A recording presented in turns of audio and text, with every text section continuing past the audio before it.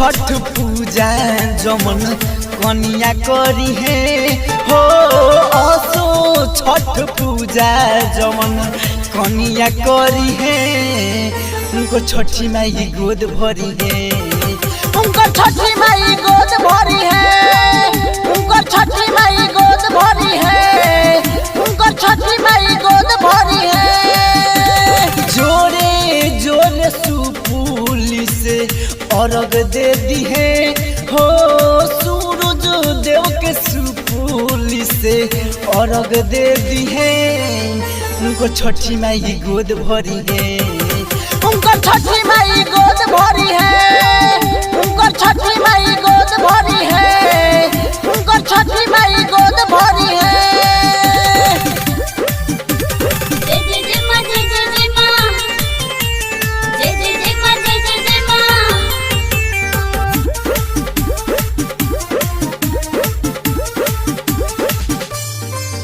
हाथ जोड़ी के नेह धरी के आंगना में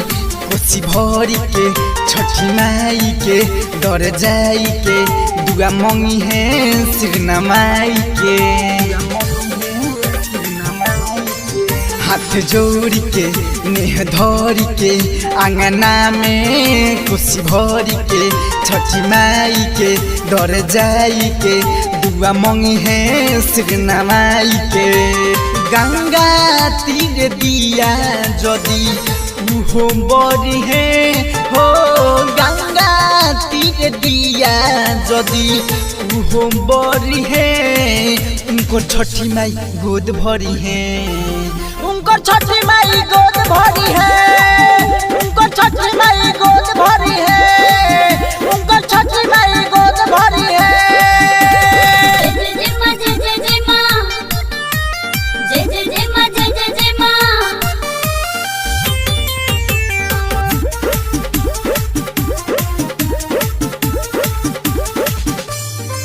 कार्तिक मासे